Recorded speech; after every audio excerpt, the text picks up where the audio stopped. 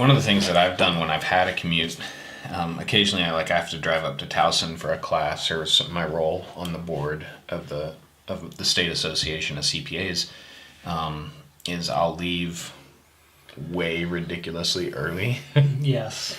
Get up there and find a Chick-fil-A and just camp out at the Chick-fil-A for an hour and a half or something. So I still have that morning routine of coffee and a book, but I'm not sitting in traffic. Because if I leave La Plata at 4:30 or 5, I'm going to get up there by 6:30 or 7, and I'm going to have tons of time before I have to be somewhere at 8:30. Right.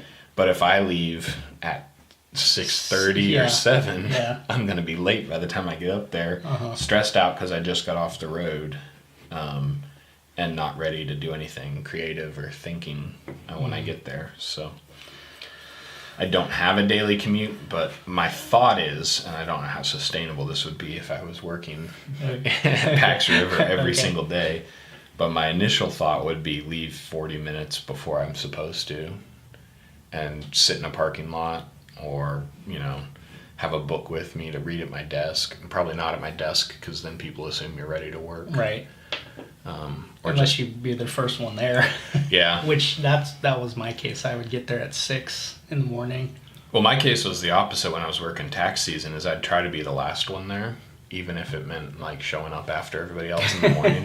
They didn't like that too much, but oftentimes I would go, one tax season, I left work at 5:30 every day and went home and had this was my last tax season with that one company. Not for this reason, but they didn't really like it either.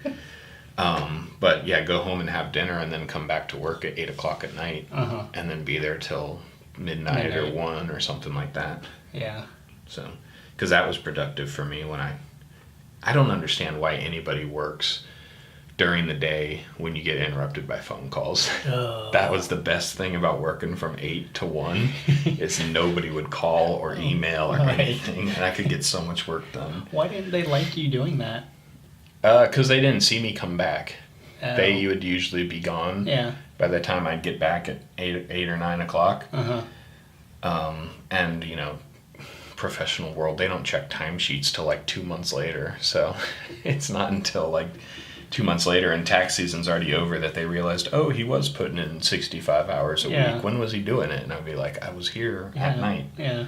So occasionally they'd see it if they came back to the office after a dinner or something like that to grab something. Right.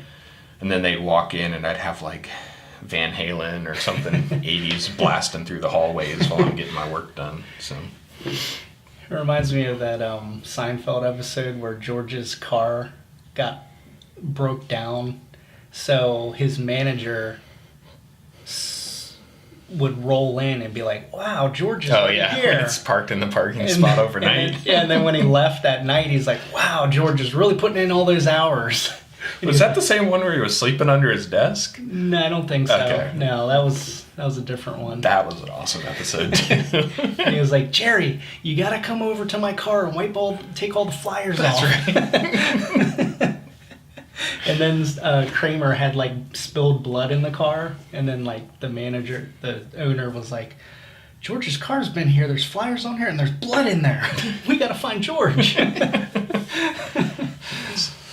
No, I love the one where he converted his desk and had a sleeping area under it. Yeah. And he had a phone down there. Yeah. He had a blanket, and then he had a clock or something, an alarm clock, and somebody they thought it was a bomb. George Steinbrenner thought it was a bomb. There's a bomb in his and office. They called him the bomb squad. Yeah. Yep. Yeah. So yeah, being weird is good.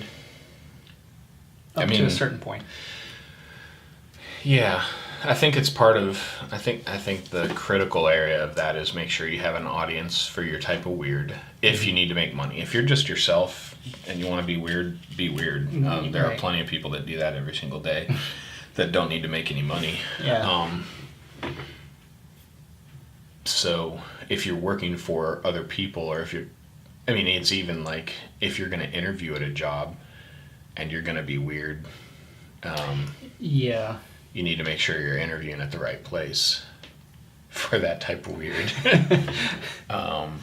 face tattoos probably would be a great idea for circus. Working at a music circus, working at a music store, but probably not the best thing for working for a government contractor or something like that. Yeah. So, but we just left an election season where Being Weird won an election because his type of weird overlapped with enough people. Yeah. So, and the other candidate was bland. That was the accusation most people heard from Hillary Clinton, is she's just so middle of the road, and I will tell you anything that gets me elected kind of thing. You want me to do this? Then I'm for it. Yeah. So that's my thoughts on that. Is I think you have to be weird to stand out a little bit, even as an employee somewhere, not necessarily self-employed, but that's the whole idea behind the book Linchpin. Because being excellent at something, or being so good they can't ignore you, for the title of another book, that's a type of weirdness. Yeah. Caring about your job, being the linchpin, being the one that everybody comes to solve all the problems, that's standing out above everybody else. So it's just a different type of weirdness. It's weird because it's like so not the norm. Yeah. The norm is people who show up every day, collect a paycheck, and don't care. Yeah. They're cashed out. So the easiest way to be weird is by caring. Yeah. So just show up to work and have people tell you what to do and do it, and that's it. That's normal. Cool. Yep. Done? Yes. Nerd talk. All right. Gilmore Girls. A Year in the Life. I hear that sigh. It could have been so much. No, it couldn't have. Never mind. How do you want to talk about this? I'm gonna general thoughts first, and then specifics, or specifics then overall feelings. General thoughts and what I liked about it. Okay. Let's start good.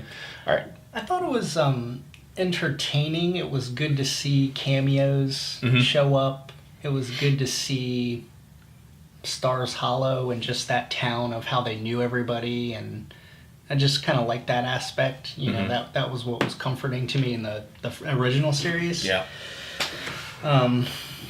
Didn't seem like anybody really changed.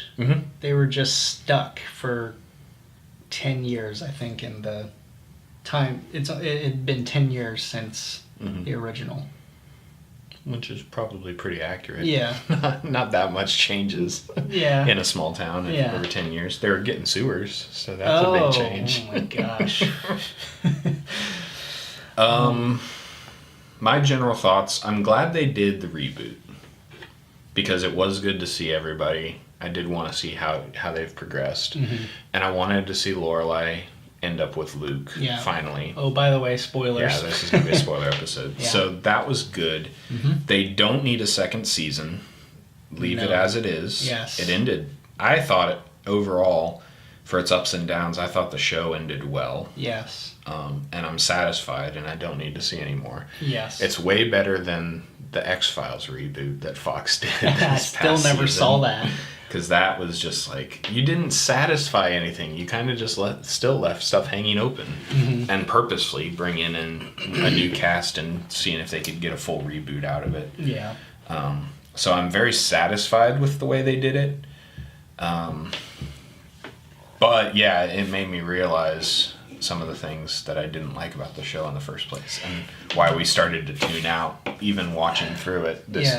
We started watching through it this past year to catch up. And I think we ended up stopping like season 5 or 6 because we were just like, don't really want to watch anymore. So I think I liked the original at the time because I was watching it as it was happening, coming out. And that's when I was like, I don't know, 20-ish maybe. So Lorelai's and Rory's lifestyle and banter and wittiness, it made sense to me as a 20-year-old, but now as a 35-year-old, I'm just watching Rory and Lorelai talk, and I'm just like, guys, you're the same. Come on, grow up. Lorelai's like, do we have any tater tots? I'm just trying to have my tater tots. Pop-Tarts? Chinese? You know, it was just like, oh. And Luke still has that backwards hat. I'm just like, you're like 50 years old. Take it off. You're probably going bald. But... Are you like saying that old people need to wear suits every day? No, they can't wear baseball caps. But he wears it like he's like a 5-year-old, like backwards, like trying to be hip.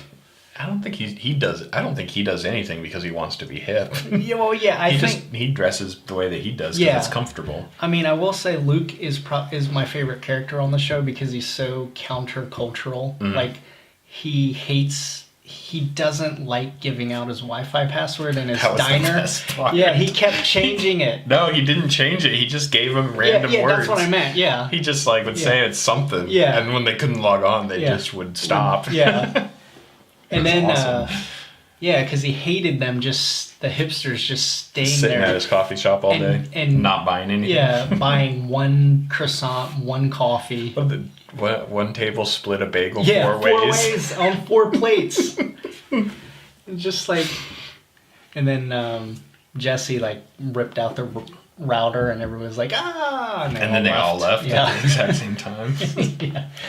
Yeah. That's funny. I would have liked to see an entire show about Paris Geller. Really?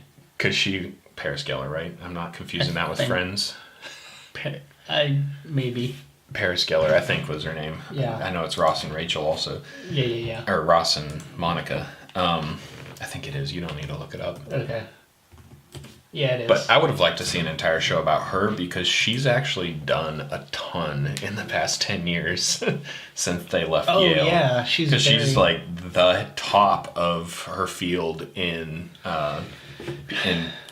troubled pregnancies and stuff like that, or artificial surrogates and stuff like that. She's very cutthroat. She's just gets to the point. She always was, though. Yeah, that's right. And she's actually done something with it, so it wasn't very surprising at all to see that she's, running the world basically when it comes to pregnancies. Uh-huh. So I wanted to see a whole show about her. What are your thoughts on Rory this time around? My thoughts can best be summed up by our friend John Kimpson. John Kimpson is half of TV Topic Tuesday with his... And on their episode about plot twists, the last 15 minutes or so is dedicated to the best rant about why Rory Gilmore is the worst character on TV. Okay. Have you listened to it yet? No, I haven't. Oh my gosh, dude, you gotta listen to that. But this lines up with what I was reading on Reddit, because people were, there was specifically one comment on Reddit. Okay, they said, and I'm gonna bleep it out. Rory is a-hole. That was like the comment for Rory's character, like just the way she is. And just that summed it up well enough. Yes. So, dang it. I guess since you didn't listen to the rant, I have to actually have my own input. But I recommend all of our listeners go download that episode. You should subscribe to TV Topic Tuesday anyways. But the last 15 minutes of the plot twist episode, he just goes off the rails. He's very weird about it, but it's awesome because it polarizes the right people. My thought is Rory Gilmore is everything that the world says is wrong with millennials, and she proves it. And she's selfish, and she was this way in the original series. It's not like they changed anything about her. What they did with this reboot is they proved that 10 years later she still hasn't grown up, and she's 32 years old, and she moves back home with her parents. And John points this out, how she resists the identification that she's one of the 30-something gang who all move home because she's Rory Gilmore and she's not the same as them because they're losers and she's special. She made them out to be the weirdos. Yeah, and she's the one who's pregnant with no dad and she lives at home and has, written 2 articles in 10 years. And it's so... hipstered, I'm writing a book. Yeah, about your mom, who nobody's really going to care about because you guys aren't a TV show. Right. Yeah, she's seriously irritating. She's ruined 2 marriages. She did one in the first series when she got Dean to break up, and now she's ruining Logan's marriage. Logan, yeah. Dean, John, I feel like I'm repeating John's rant, but it's so good. But Dean's gone on and done stuff. He's got a new wife and he's got kids. Jess is running his own publishing company. He's done something with his life. And even Logan is rich, is running his own business. Yeah. Married to an heiress. Yeah. But she wants to just do what makes her feel happy. Yeah. And that's basically her entire life. Yeah. It was and that's why we stopped watching. My thought is, I actually like Jess. I think Jess is good for her. Dean was safe, and obviously I'm a huge Supernatural fan, so I can't get enough of Jared Padalecki. But Jess was edgy, but also smart and good for conversations for her, and pushed her. Even in this series, he's like pushing her to write a book about her parent, about her mom. Yeah. Logan is everything wrong with the 1% in this country that we hear about, and his friends, and just we buy everything and nothing stands in our way because we're all rich. Right. That just the whole attitude around them, and the Life and Death Brigade, even in the original series, and just we waste time and we waste money and we crash yachts, and our parents bail us out of everything, and they've got our lives planned out for us, and all we have to do is waste time while everything's handed to us. And Rory, when Logan was giving her the key to that house in Maine to have her taken care of, she was still like, nah, I don't want it. Yeah. I'll just wait for my grandparents to give me their house. Yeah. It was like I've already been given a house to live in and write my book. I'm going to go home to my grandma's house and write it. Right. Oh, God. Rory Gilmore is an a-hole. Yeah, she really is. John pointed out something good when Chris, her dad, says, "You're one of us. There's nothing you can do to resist it." Oh. She's not any different than all these rich people. Wow. She went to boarding school. She went to Yale. She's had every time she needs money, she can go to her grandparents, and they just hand out money to her and Lorelai. I mean, you kind of do feel like the end of this season, especially with Rory being pregnant and living in Stars Hollow, that everything's just going to continue to repeat. But even before that, Lorelai going to her mother for money to expand the inn. I'm like, isn't that how this entire show started? Yeah. You went to your mom for boarding school to go to Chilton. You went to your mom for her to get into Yale. Rory has Logan's dad try and get her an interview with Condé Nast so that she can get a job at GQ or whatever. Yeah. I'm just like, this whole show is just about connections and privilege. And it's such a white show. Yeah, it is. And when she went to that interview with that, it was a magazine or something, the magazine, she comes unprepared. And I don't fault that interviewer. She was just asking her, why should I hire you? Yeah. The same thing you would ask anybody. And then Rory's on getting mad at that interviewer. You promised me this job. Yep. And she's like, I didn't promise you anything. John points out, it's like she gets offended that anybody would question why her being Rory Gilmore is not enough. Right. It's kind of the same. She treats that magazine the same way she treats the joke of a boyfriend that she has through the whole thing. Yeah. It's like he's there, and we're going to pretend like he doesn't matter. We forget about him and stuff like that until it's too late, and he's the one to end up breaking up with her in the 4th episode, by text, because she's.